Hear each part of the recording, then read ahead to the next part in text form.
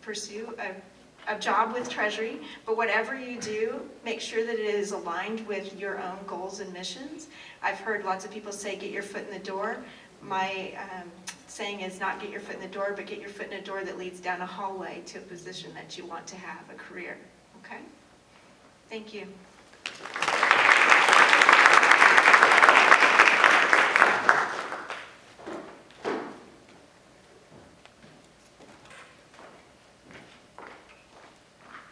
All I can say is I'm glad I'm not last.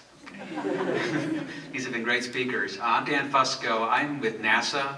I'm the Talent Acquisition Program Manager. I am really excited to be here. You never know, you're going to say you accept an invite, and before you know it, you're on the platform. So go figure. Only in America. What a great country, isn't it? We really are excited at NASA because I don't know, how many here saw the Discovery fly over last couple weeks ago?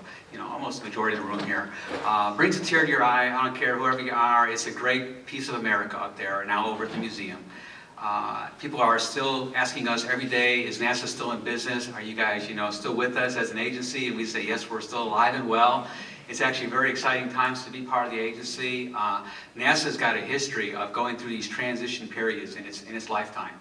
And after Apollo, after the building of just different the space station, once we got the space station finished now in the retirement of the space shuttle, these are transitory times for the agency, but this is not new to the agency. And our vision is always looking for that unknown area, and how do we learn things, and how do we use that to better mankind. It's a great mission. I've been with the federal government for over 30 years, and this is the best place to work as far as federal employment. I feel like a kid in a candy store. We have daily communications with the space station. These guys make us feel like we actually built the place with them as an HR person, so go figure. I mean, only at an agency where you're a federal employee do you feel like you're making such an impact on America. And it's truly a very humbling experience to work for this agency. It truly is. We really are very grateful as a country to do what we do in space. People say, what is NASA doing? What are we trying to find for talent for down the road? I mean, we're going to be building the country's next huge spacecraft to get us out of low Earth orbit. We're going to be working with the commercial vendors to build our space program that can carry folks back and forth to Earth to the space station. Right now we're basically thumbing around with the Russians, and that's part of what we do, and that's part of our relationship and our partnership with Russia, and it's working, and we're operating, but we are looking forward to that next spaceship that's coming out of the private sector that transports between the space station and Earth. And we're also looking forward to going to Mars and the Moon and asteroids and anything else that's out there. We have probes that are out there right now at the outer edges of the solar system. And we have the Voyager that went up years ago, back 20 years ago. This thing is still actually sent back messages. It takes 16 hours to come back.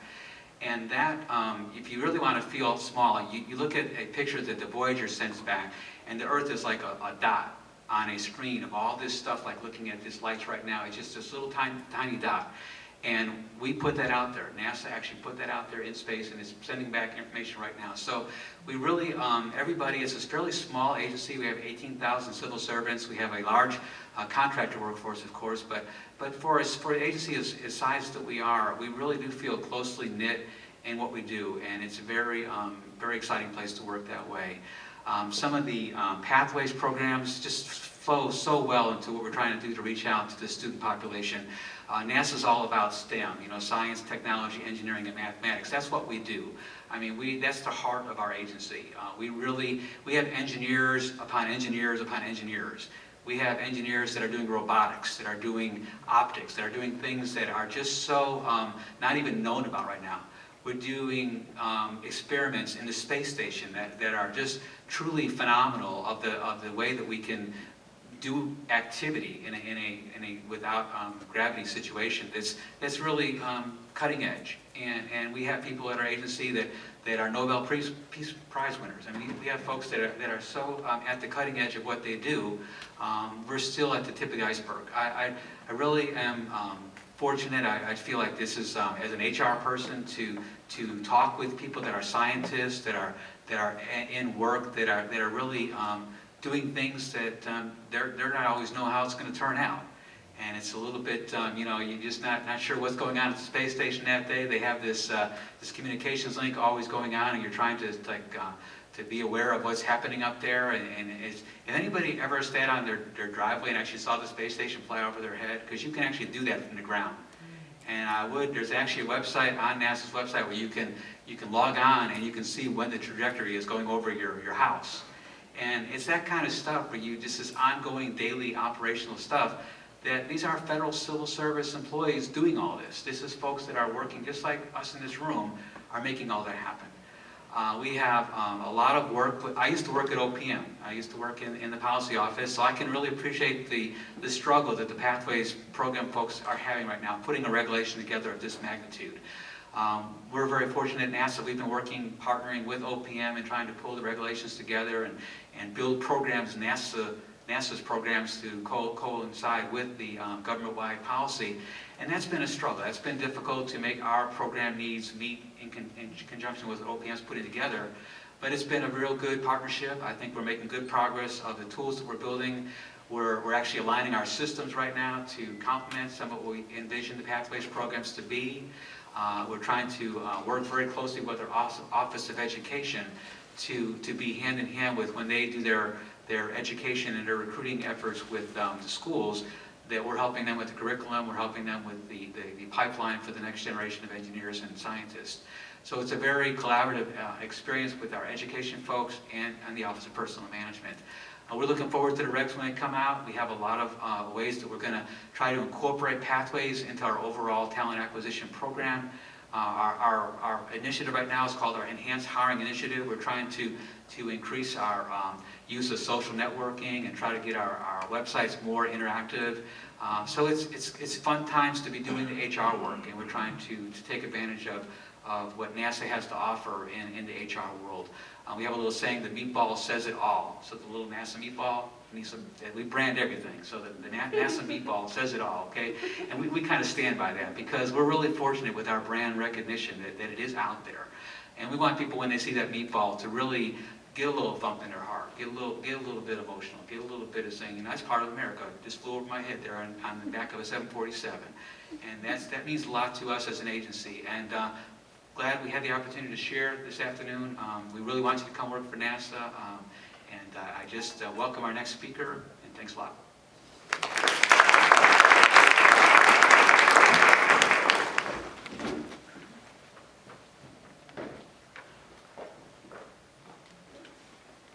Hi, I'm Lana Chung, and I'm with the Department of State. And as the second to last speaker, this is a very, very tough act to follow. As I said, I'm with the Department of State, and the Department of State is the foreign relations branch of the government. We're responsible for U.S. diplomatic relations. And in this increasingly globalized world, the U.S. Department of State plays a vital role in the safety and security of the population at home and overseas. How we're going to plan to use this next generation talent? Prior to Pathways, the Department of State had a robust student programs operation, hiring several hundred students each year to fill a range of positions and responsibilities, from temporary administrative and summer hires to individuals working on substantive portfolios in foreign affairs, program management and analysis, human resources, passports, and IT. And we plan on utilizing all three of the Student Pathways programs to recruit and hire next generation talent. The Department of State has a robust recruitment operation with nationwide coverage targeted on promoting our careers to students and professionals and ensuring a diverse and dynamic workforce. What we hope to do to attract the next generation talent is advertise mission-critical occupations from which graduating students can choose to apply for. We have a strong network of diplomats in residence at targeted universities who have held positions at the Department of State and are very open to giving advice and information to students for applying to federal jobs. We use social media, including Twitter, Facebook, and the careers.state.gov internet site to market programs to next generation talent. What the Department of State plans to do is implement a highly structured training and development program for our new recent graduates program. And what that is, it mimics the PMF program, only in a one-year format. And we offer rotations into other offices and sometimes overseas. And we think that'll be very interesting for potential federal government employees to experience. Of course, the Department of State hopes to find students eager to be involved in public service and to support U.S. foreign policy in all of its facets. In the Pathways internship program, we'll continue to have strong need in areas like foreign affairs, program management, and IT. In addition to a good understanding of the Department of State, our mission and our goals, and a targeted skill set that the students have developed, graduates will need to come with strong interpersonal, oral communication, and writing skills. And we were asked to give 1 or 2 examples of some interesting work that students and recent graduates and PMFs have done for our agency. And one of the examples, our students have staffed and supported events for the Secretary of State, Hillary Clinton, and provided support to international conferences like the Asian Pacific Economic Cooperation, and are involved in major efforts like the annual Human Rights Report. Thank you.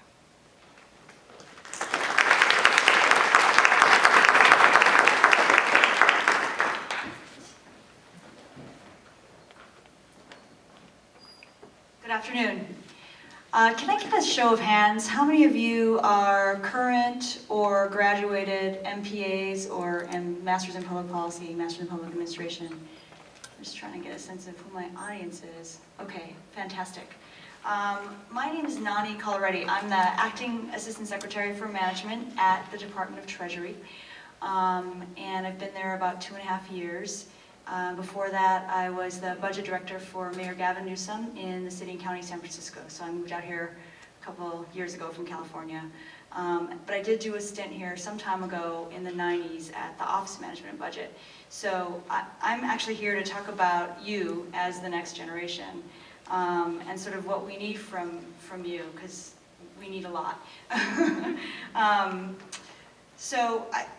It's kind of an interesting time to be in the federal government, as you may or may not be picking up. There's sort of a call for incredible amounts of accountability, which has always been there, but there's also a call for people to be doing more with less. At Treasury, we like to call it providing more mission for the money. And so in my area, I kind of came up through budget analytical area. It's kind of a fun time to be working in government because people are turning to analysts and saying, how can we do this? How can we provide our core mission services? But we have to also cut our budget. So it's actually a really important time for you and for anyone who's interested in federal service to get involved. Even though there are declining resources, there's still a need across the government, as you've seen from some of my colleagues that have been up here talking about the fantastic departments that they work at. There's still a need for the next generation, and actually there's going to be an increasing need for the next generation, because even though we're reducing our budgets, we actually are also seeing a huge uptick in retirement. So there's a whole bunch of people leaving federal service, and we actually have to bring more people in to kind of be able to provide the incredible services that people rely on in our country. So I wanted to just talk a little bit about what that really means, or what I've seen happen, particularly with people who I think of as next generation. And I get the privilege of working with, at both my job, at any job that I've been in, I've been able to work with people coming right out of graduate school. And so what I'm seeing in our workforce is a need for people to come in with new and different skills than we had on board before. And what I mean by that is a lot of analytical skill sets, and really being able to kind of manipulate data in a way that, quite frankly, hasn't been done. It hasn't been done this way. So I get a lot of, we haven't done it that way before. Or at Treasury, we were trying to figure out how to centralize some of our budget and financial data, and we actually we couldn't touch those systems. And now, 2 years later, we can. But what do we do with all that data? We actually have to have people help us, understand it, ask it questions, tell a story, and actually be able to find things that you can't really find if you don't have that skill set. So we have more computing power, and we actually need people to help us use that and engage it and do incredible things with it. We have been able to, I'll just use an example from San Francisco, because this is where I brought the idea from. In San Francisco, we really needed to we have to actually, so cities and counties and states, you may know this, but in case you don't, actually have to balance their budget every year. So they cannot run a deficit. And so in 2008, 2009, when the Lehman Brothers collapse happened, I was at the local level. I experienced that at a local level, not at Treasury. Although, by the way, when I got to Treasury, you could see that they had done quite a bit to turn the tide on that. But at the local level, what we noticed was our revenue was dropping very fast. And we were looking at the numbers weekly on different revenue streams that were coming in. And what that meant was, since we forward budget, we actually had to rebalance our budget 3 times that year. And so we used data analytics, but a couple of other skills I'll tell you about in a second, to basically go through 3 rounds of reduction in force. And that was very, very difficult. It was difficult for the city, it was difficult for the workers that had to go through that. And we quite frankly have not faced that yet at the federal government, although maybe that's coming. But we were trying to do it in a way that wouldn't hurt the core services we needed to provide. So we basically started running data to find out we were doing data analysis by types of position, by different departments, because of the way in which you have to do reductions in force. And we were able to try to constrain our reductions to just a small group of folks, because what we were also doing was trying to figure out where to place people that we had to cut out of certain departments. And so we were able to kind of look across the city and place, a set of, for example, a group was guarding some of the hospitals and clinics, and we decided to cut that service altogether from our Department of Public Health, but we needed it at the Asian Art Museum. So we were able to actually stave off some job losses, but still bring our budget down.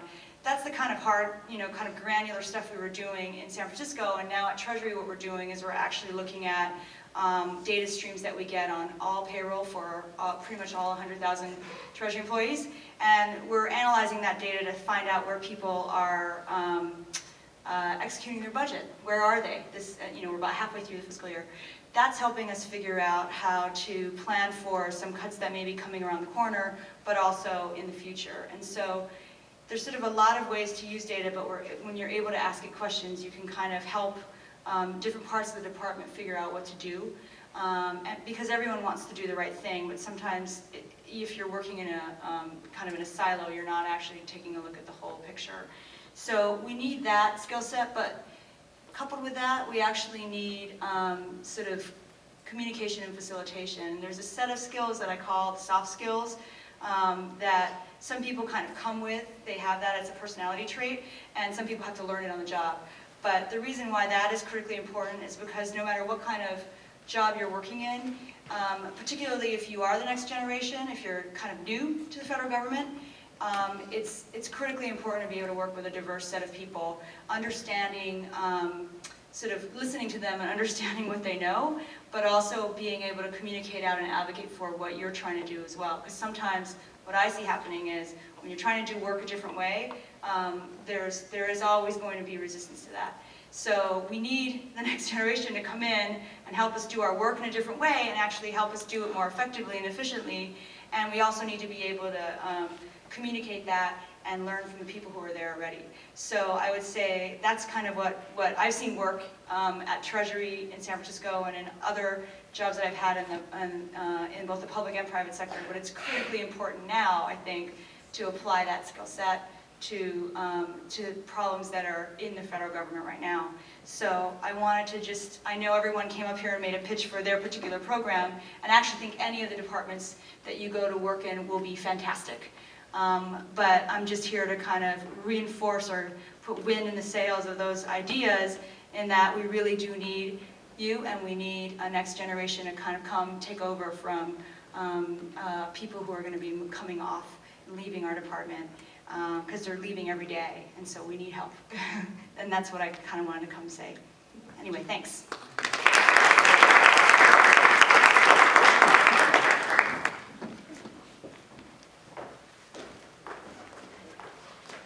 Just about out of time, but as I promised, we want to do some pop-ups. So please now pop up, and please keep your comments to just a minute or so.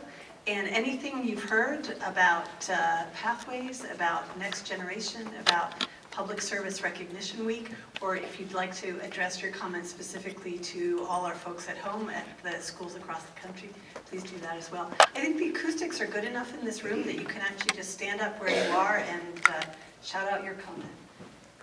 Oh, and one more thing, I'd also like to thank all of our sponsors today who made this possible, including the Professional Managers Association and Trachtenberg for allowing us to be here, and the Public Employee Roundtable for putting on Public Service Recognition Week. And a reminder that after you make your 1-minute comment, take it outside afterwards and for some refreshments and some follow-up conversation. But that will be upstairs, so just go up the stairs right outside and head upstairs to the second floor for some refreshments. But pop-ups, comments. Well, my name is Michelle. I work for Hispanic Serving Health Profession Schools. We are a member-based 501c3 organization that places health degree, graduate, and doctoral students in training programs within government agencies and academic institutions.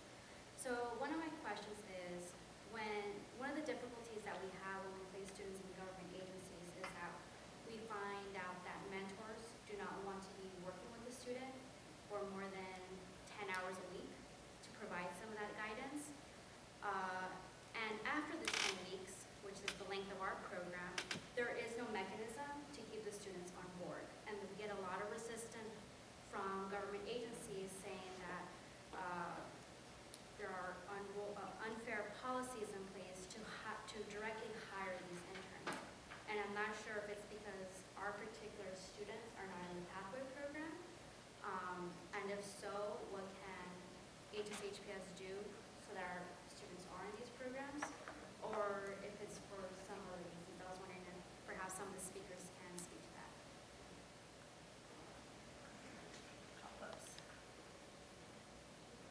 Rob, you want to pop up? Go ahead. Happy to address that. The issue, we value very much third-party intern providers like yourself. I think a lot of government agencies work with them. There's a technical problem with converting into permanent federal jobs. People who come in through that way because they're technically contractor employees, basically. But what you can do is try to work with your agencies so that the interns that you guys are sending to them find their way into the agency's internship program, because the hours that they work when you have them will count towards the ultimate conversion if they can make their way into the internship program of the agency. That's what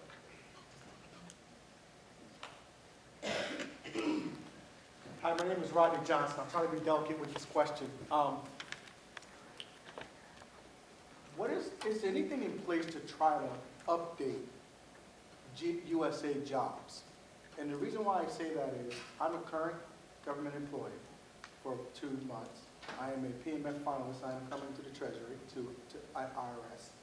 And I'm still getting email from USA Jobs saying that I'm not qualified for the position that I'm sitting in now. And it's confusing with that. And I'm very qualified for the position that I'm sitting in now.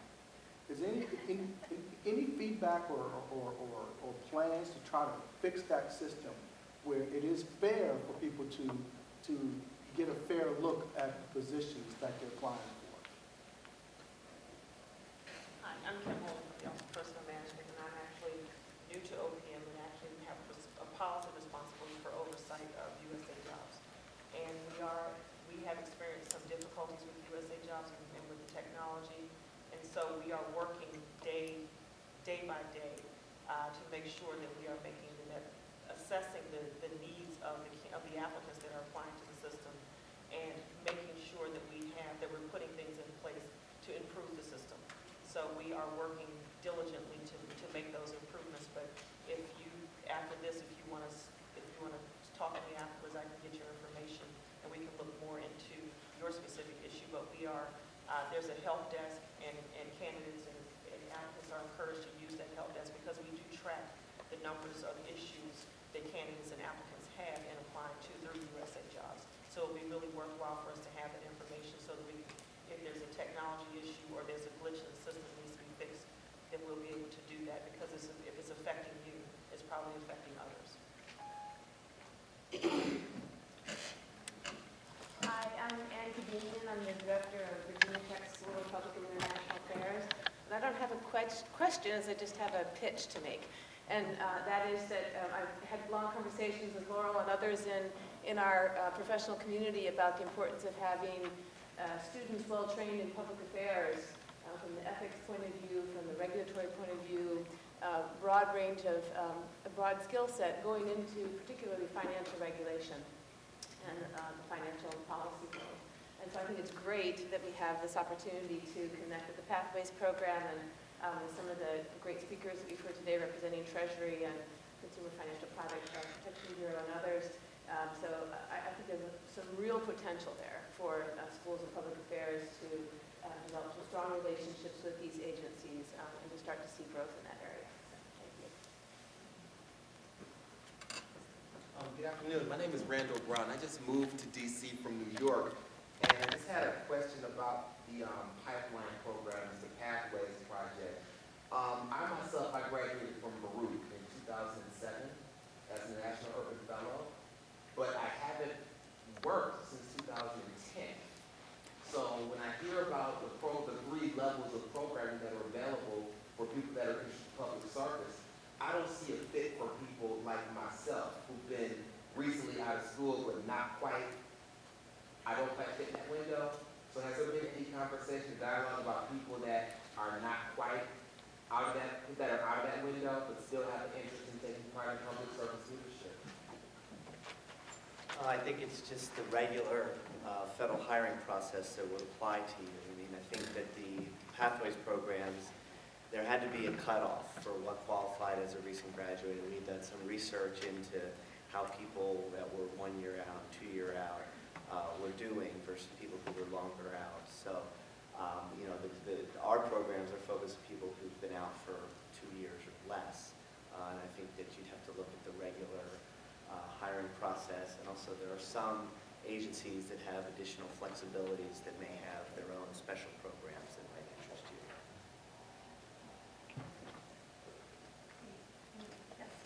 Hi, I'm with Carnegie Mellon, Heinz College, and I run a program here in Washington, D.C. for our master's public policy students. And we started up about 5 years ago, and our purpose was really to bring our students here to complete their second year, and while they're here, work for agencies, nonprofits, whatnot here in Washington. And we've had great success because our students are actually here on the ground for the full year. We've up until now taken advantage of the SCEP and the STEP programs, and many of our students have been converted off of those programs. Those are the students that are here in Washington. I think in Pittsburgh we have less of the percentage-wise of people going into federal service, and I think it has to do with just knowing about the opportunities that students can take part of when they're working within the federal government. I mean, our students have done some really incredible work, State Department, Commerce, OMB, USAID, kind of across the board. So I think it's really important to kind of get those messages out to the students that are not here in Washington so that they can know what opportunities are there. And also hopefully through the Pathways, now that there are some additional years that people can apply, I think that that's also going to be beneficial because the students who aren't here in DC and can't do the internships for longer than 640 hours or whatever it is now, you know, they can't be converted, so there's no real pathway for the interns, just like your students, interns going into, you know, hiring if there is a fit. So, anyway. One last pop-up. And this is a pitch. My name is Susan Sanders, and I work for the U.S. Department of Health and Human Services. I am a public health advisor as well as a internship program coordinator. My pitch is this. We have the Office of Women's Health, which I coordinate the internship program, have a very robust internship program. Very proud of it, very successful. However, during the fall and spring semesters, our application level peaks. It doesn't peak. We have trouble filling out our slots. I'm hearing that there are organizations out here that can help. We can help each other, and the students that are out there in cyberspace, we can help each other. Go to U.S. Department of Health and Human Services and look for Office on Women's Health for internship positions. The sessions track the academic sessions, and they are all paid positions. We have the mentorship, mentors already in place. The students are involved with whatever assignments the mentors are involved with. When they leave, oftentimes they say, they are telling us they've changed their mind about the federal government. They want to work with the federal government based upon the experiences they have had with the Office on Women's Health, U.S. Department of Health and Human Services. Come join us. Thank you.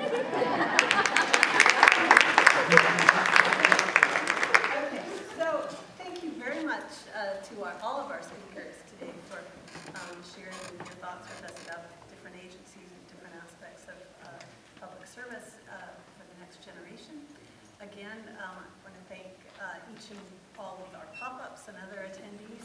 And for those of you who have an interest in finance, financial management, financial market regulation, those topics, we're going to, upstairs where the refreshments are, there's a table up over on the side where we'll do that breakout. So, those of you who are going to participate in that, grab your refreshments and come on over to that table. Everybody else, have a good time. And again, on behalf of NASPA and Public Employees Roundtable and Public Service Recognition